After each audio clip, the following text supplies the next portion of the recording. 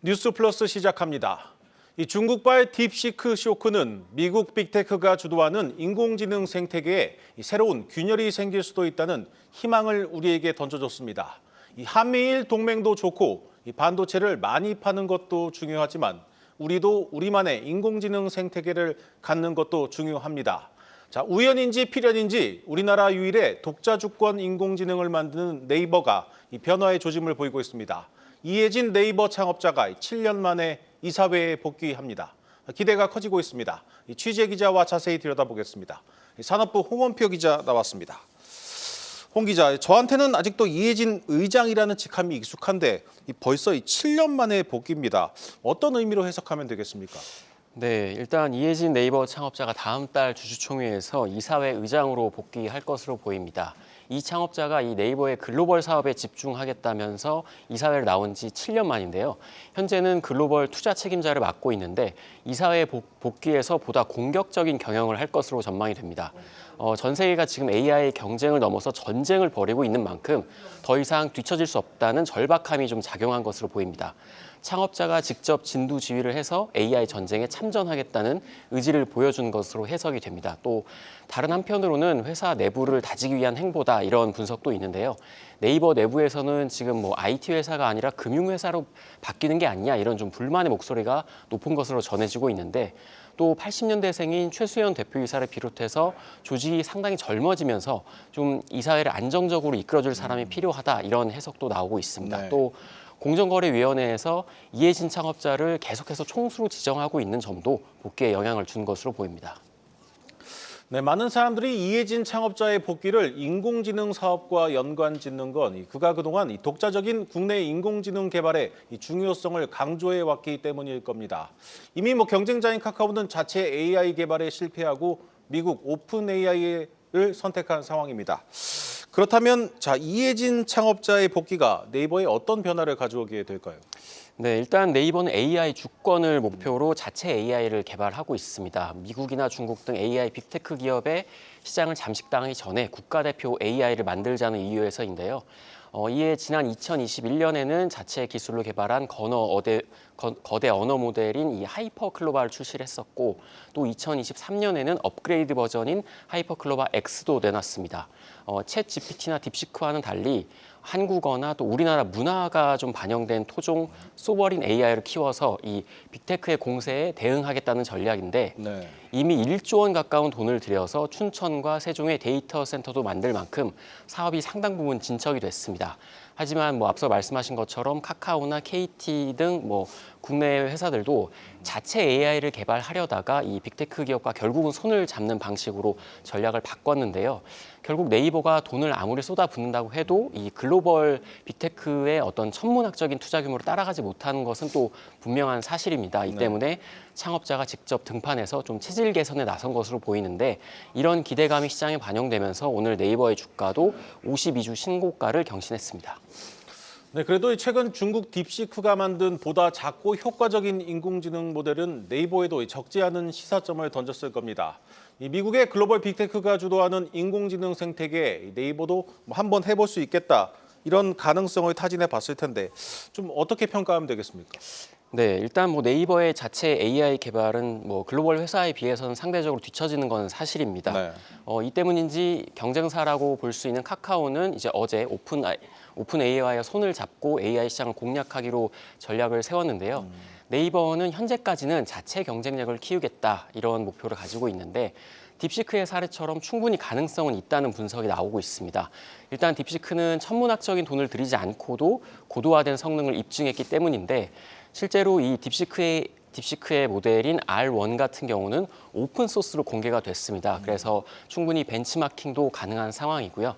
또 어제 이 샘 올트먼 오픈 AI CEO가 최근 AI 개발 비용이 한 10분의 1 수준으로 줄어들고 있다 이렇게 직접 이야기를 했는데 이 한국형 AI 집중하고 있는 네이버가 일단 이혜진 창업자의 복귀로 또 공격적인 투자 또 새로운 전략을 세운다면 충분히 판이 바뀔 수도 있다 이런 시각도 나오고 있습니다. 네, 잘 들었습니다. 산업부 홍원표 기자였습니다.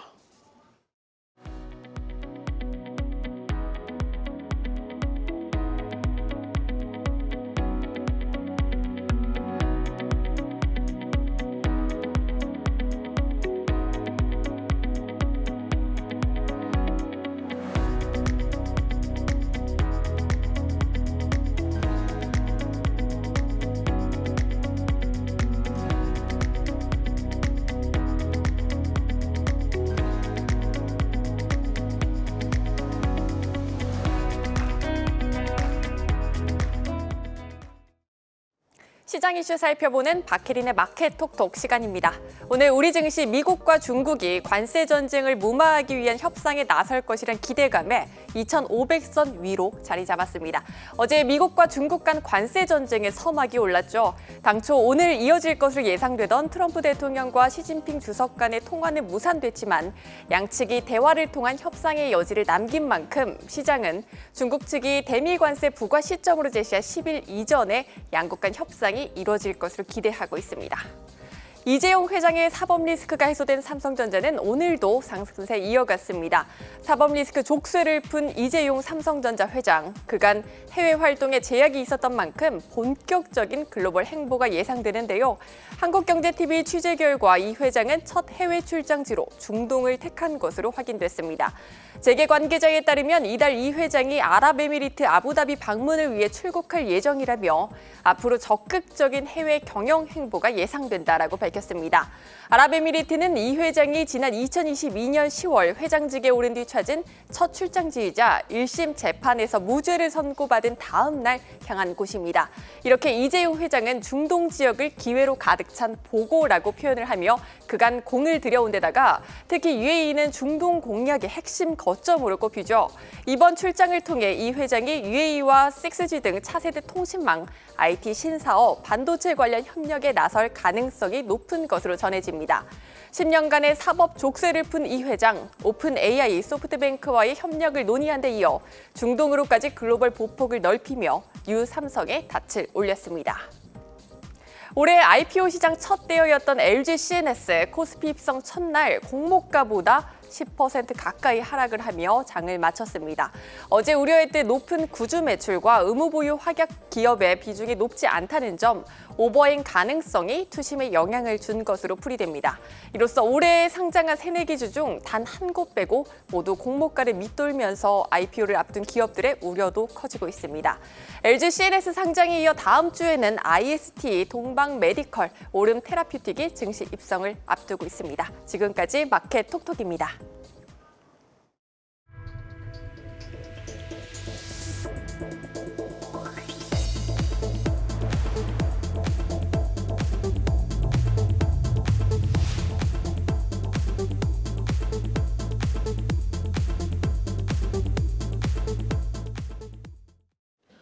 KB금융지주가 국내 금융회사 가운데 최초로 연간 순이익 5조 원을 돌파했습니다. 지난해 폭증한 가계대출 덕분에 이자 수익이 크게 늘었는데 하지만 이제 잔치는 끝났다. 이런 경계의 목소리도 나오고 있습니다. 취재기자 연결합니다. 전범진 기자. 자, 은행들이 연이어서 엄청난 실적을 내고 있습니다. 국내 최대 금융지사인 KB금융은 조금 전 지난해에 5조 782억 원의 연간 순이익을 올렸다고 공시했습니다. 금융사가 5조 원대 순이익을 신고한 것은 역대 최초입니다. 이자 이익이 12조 8천억 원으로 전년 대비 5.3% 증가한 것이 실적 개선의 결정적인 원인으로 꼽힙니다.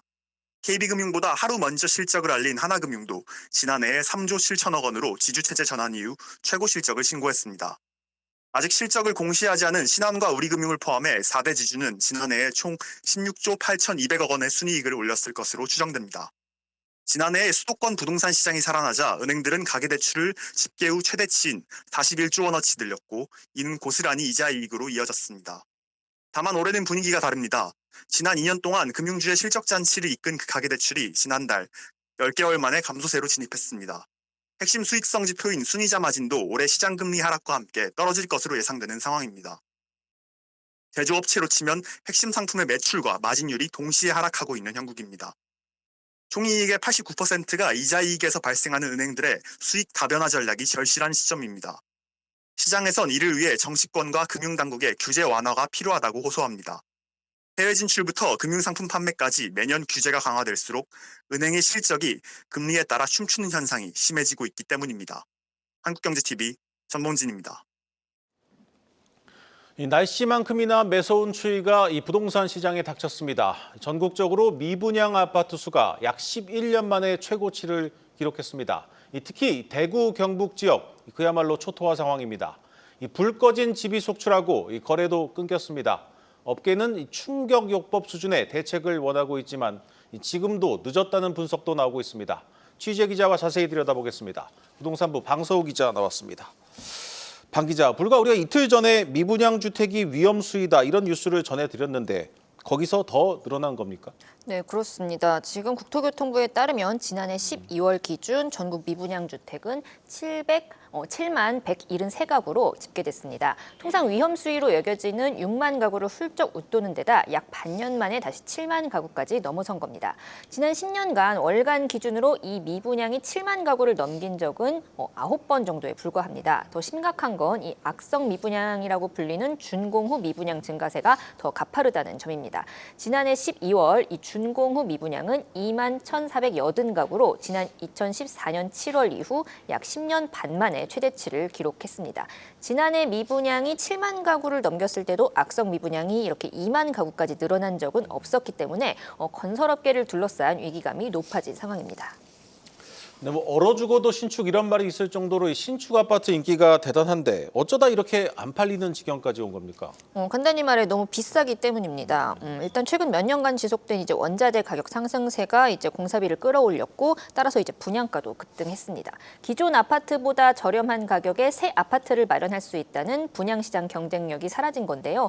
실제로 지난해 전국 신축 아파트의 평균 분양 가격이 15년 만에 평균 매매가를 역전했습니다. 이 같은 현상은 지금 전국 17개 시도 전체에서 일어난 현상이고요. 특히 서울의 경우 평균 분양가가 3.3제곱미터당 5천만 원 수준입니다. 따라서 지금 건설사 입장에서는 가뜩이나 비싸게 팔아도 남는 게 없는데 이제는 안 팔리기까지 하는 최악의 사태에 직면한 겁니다. 그래도 이 분양가가 비싼 서울은 여전히 청약 경쟁률이 뭐 세 자릿수를 기록할 정도로 인기가 많은데 결국 이 지방에서 그 많은 미분양들이 쏟아지고 있다는 뜻인데 얼마나 힘든 상황입니까? 일단 지금 전체 미분양의 80%가량이 지방에서 나왔습니다. 이 준공후 미분양은 더 심각하고요. 특히 한때 지금 미분양 무덤이라고 불렸던 이 대구와 경북에서 이런 악성 미분양이 빠르게 증가하고 있습니다. 이 미분양이 발생하면 이 건설사 입장에서는 공사비를 제때 못 받는 셈이기 때문에 유동성에 문제가 생길 수밖에 없고요. 최악의 경우 회사의 존립을 위협하게 됩니다. 실제로 이제 당장 지난해에만 12곳의 종합건설업체를 포함한 29곳이 법정 관리에 들어갔는데요. 이는 5년 만에 가장 많은 수치입니다. 그리고 시공능력평가 100위권 내 업체들도 포함되어 있어서 굉장히 시장에 많은 충격을 줬습니다. 또 올해 들어서도 벌써 58곳의 종합건설업체가 폐업을 신고하면서 한 달간 하루 평균 2곳씩 문을 닫고 있는 상황입니다. 네, 악성 미분양이 쌓이자 이미 지방 건설사들은 쓰러지고 있습니다. 매우 때 늦은 감이 있지만 그래도 정부와 여당이 대책 마련에 나섰죠.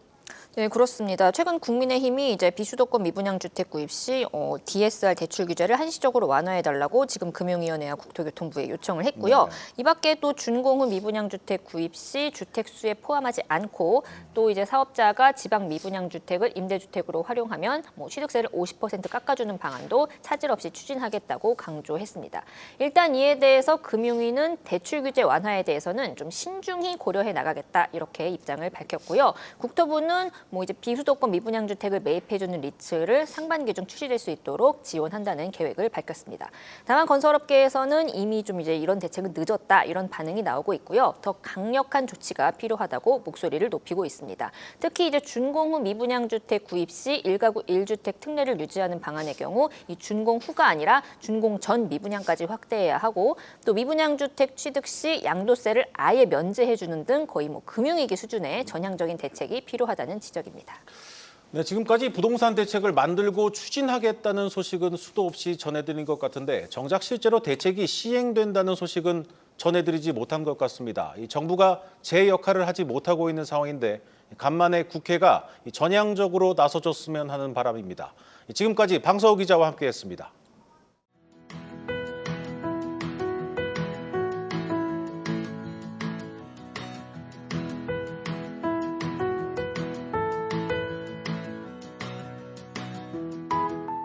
국가가 이만하면 됐다 할 때까지는 우리 회사로서는 꼭 따라가겠습니다.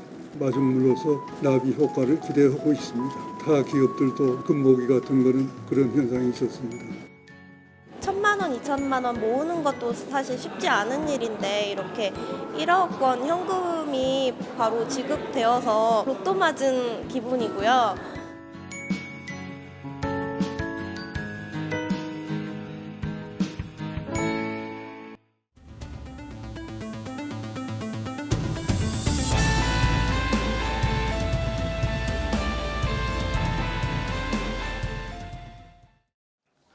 트럼프 미국 대통령이 미 해군의 전력 증강을 위해 우리나라의 구남 MRO 사업, 유지보수 정비 사업 협력을 요청한 이후 국내 조선사들이 수혜를 볼 것이란 기대가 커지고 있습니다. 이런 가운데 한화오션에 이어서 HD현대중공업도 미국 해군 구남 MRO 시장 진출을 타진하고 있습니다. 방산인사이드 배창학 기자 나왔습니다. 배 기자, 네. HD현대중공업이 곧 있을 입찰에 참여한다는 소식이죠. 네, HD현대중공업이 이달 미국 해군이 발주하는 구남 MRO, 즉 유지보수 정비 사업 입찰에 참여를 합니다.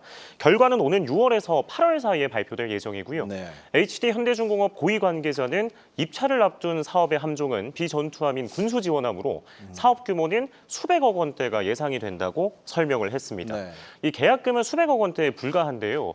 이 과정에서 추가 수리 소요를 발견하면 더 큰 돈을 벌 수가 있습니다. 실제로 하나오션은 지난해 수주한 미 해군의 군수 지원함인 윌리 쉬라함을 고치다가 추가 결함을 찾아내서 기존 계약의 배규모에 달하는 수정 계약을 맺은 바 있습니다. 네.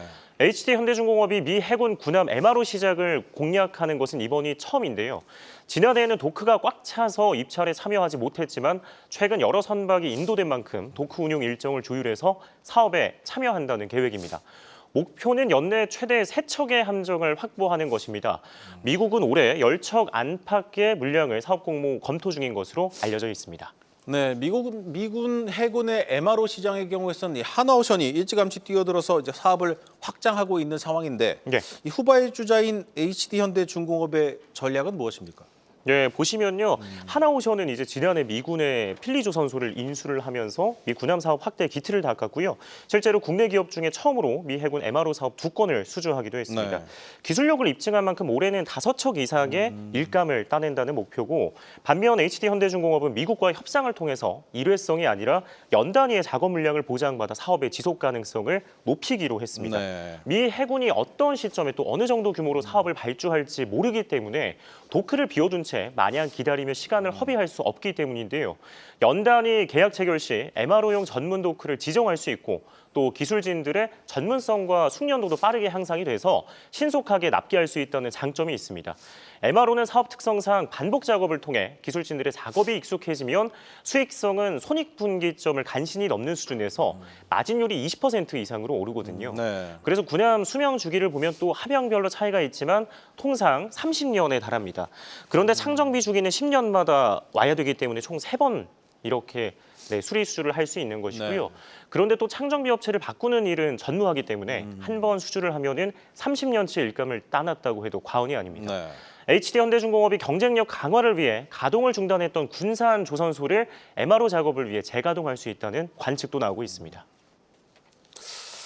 네, 조선업은 한 번 수주를 하면 이 조 단위가 나오는 업종인데 들어보면 이 MRO 사업 규모는 수백억 원, 많아야 이 수천억 원에 좀 불과합니다. 네. 큰 액수지만 그런데도 이 조선사들이 저마다 이 도크를 비우면서까지 공을 들이는 이유는 뭡니까? 우선 이제 군 관계자를 통해서 제가 알아보니까요. 이 7조 8천억 원 규모죠. 한국형 구축함 KDDX 사업을 끝으로 우리 해군이 발주하는 대형 프로젝트 소식이 좀 전무한 상황입니다. 네. 더군다나 국내 조선사들이 이제 MRO를 교부로 이 해외에 눈독을 들이고 있는데 특히 군함 수리에 이어서 건조하는 사업으로 확장을 하기 위한 목적성이 크다고 볼 수 있겠습니다. 네. HD현대중공업은 올해 비전투함을 시범 사업으로 추진하고 돈이 되는 전투함 수리, 더 나아가서 신조로 사업을 넓힌다는 전략입니다. 전투함은 비전투함과 달리 첨단 무기 체계 등이 탑재되기 때문에 사업 규모가 훨씬 큰데요. HD현대중공업은 국내 모든 이지스 구축함, 즉 세종대왕함급과 정조대왕함급의 연구개발 또 설계를 한 실적을 내세우고 있습니다. 왜냐하면 이제 미국의 대다수의 전투함이 이지스 구축함이기 때문이고요. 문제는 과거에 미국의 자국 중심 법안이 존스법, 또 번스 톨리프슨 수정법 등이 발목을 잡고 있기 때문입니다. 네. 이 법안들은요, 자국 함정의 타국 수리와 또 건조 등을 금지하고 있기 때문에 우리 업체들이 들어가는데 좀 제한이 있었는데 수년 안에 이 법안 규제가 완화될 것이란 관측도 나옵니다. 해군 검찰단과 또 군사법원 출신 법률 전문가 인터뷰 듣고 오겠습니다. 국내 조선사들이 과거 미국의 자국 보호주의 중심 법안 때문에 미 해군 군함 선조 참여에는 제한이 있었던 건 사실입니다. 다만 트럼프 행정부식이 법령이 개정되거나 행정명령을 통해 예외 조항이 신설될 가능성이 충분하다고 생각합니다. 그런데 규제를 완화한다고 해도 최근 트럼프의 행보를 보면 네. 배도 미국에서 만들고 고쳐야 하는 게 아닌가 싶은데 우리가 원하는 그림대로 잘 되겠습니까?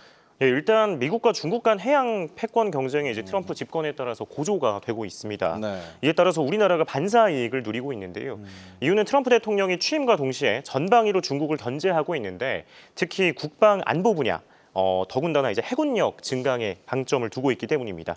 국방비만 1,000조 원에 달하는 미국 군함의 수는 300척이고요. 중국은 무려 400척입니다. 네. 중국에 못 미치는데 또 300척 중에 적게는 수십 척, 많게는 이 수백 척 가까운 배들이 잔고장에 있고요.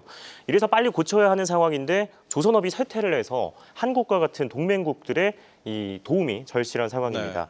또한 함정별 보수 시간 역시 10년 새 10배나 늘어서 4배나 늘어서 전력 공백이 심각해지고 있는 상황입니다. 이 트럼프가 실제로 당선 하루 만에 이례적으로 이 한국의 세계적인 군함 건조력을 잘 알고 있다. MRO 분야에서는 한국과의 협력이 필수적이라고 지원을 요청한 배경이고요. 미국은 또 중국을 따라잡겠다며 우리 돈 1,600조 원을 들여서 30년간 이 400척 가까운 군함을 만들겠다고 발표를 하기도 했습니다. 해마다 10척 넘게 건조를 해야 하는데 현재 미국의 상황상 한 해 2척의 배만 건조할 수 있고요. 네. 미국의 싱크탱크 전략국제문제연구소인 CSIS는 미국 조선업 쇠퇴로 함정수 유지조차 어려운 실정이라며 한국 조선사에 도움이 있어야 한다라고 강조했습니다. 트럼프 대통령이 결국 법령 개정 또 예외조항 신설을 위한 행정명령 등의 조치를 할 것이라는 전망이 나오는 이유입니다. 네, 잘 들었습니다. 방산인사이드 배창학 기자였습니다.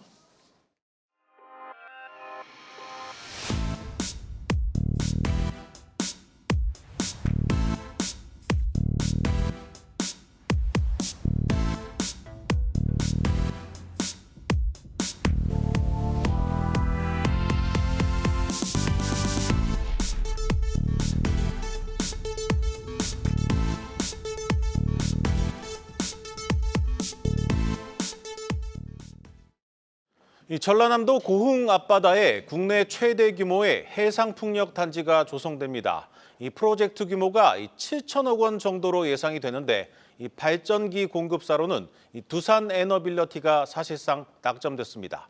이지호 기자의 단독 보도입니다. 전남 고흥에 국내 최대 규모 해상풍력 단지가 조성됩니다. 100메가와트 규모 해상풍력 발전기를 설치하는 대형 프로젝트로 공기업 한국남부발전이 주도해 추진 중입니다. 한국경제TV 취재 결과 해상풍력 발전기 공급사로 두산 에너빌리티가 선정됐습니다. 특히 국내 저풍속 환경에 맞춰 두산 에너빌리티가 개발 중인 10메가와트급 터빈을 도입할 가능성도 점쳐집니다. 발전기를 받쳐주는 하부 구조물은 3일-CNS가 맞습니다. 최근 두산 에너빌리티와 3일-CNS 등은 공동 개발을 위한 업무 협약을 체결했습니다. 해상풍력 설비를 1기가와트 설치하고 20년간 운영하는 데 드는 비용은 약 7조 원으로 추산됩니다. 단순 계산해보면 이 프로젝트에는 7천억 원 안팎이 투입될 것으로 보입니다. 발전기인 터빈은 전체 사업비의 35% 이상을 차지하는 핵심으로 두산에너빌리티의 수혜가 예상됩니다. 정부는 현재 0.1기가와트 규모인 해상풍력 발전을 2030년 14.3기가와트로 확대하기로 한 상황. 매년 1.5에서 2기가와트 설치가 필요해 시장이 본격 개화할 것으로 전망됩니다. 두산에너빌리티 측은 현재 사업 초기 단계라며 긍정적으로 검토 중이라고 말했습니다. 한국경제TV 이지우입니다.